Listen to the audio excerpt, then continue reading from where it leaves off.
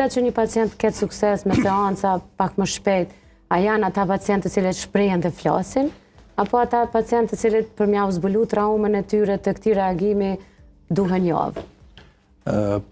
E para që matet në këtë komponentë është simptomi, patologjia, çrregullimi, natyra problematikës që manifeston. Pjesa tjetër është sa ka resurse psikologjike klienti. Domethënë, te klienti janë këto prej komponenteve kryesore. Nëse ka simptoma që din me qenë me natyrë kronike, atëherë edhe plani i trajtimit, edhe prognoza është afatgjatë. Nëse është një simptomatologjie me natyrë më të shkurtë, atëherë është edhe plani i trajtimit, edhe prognoza më e mirë.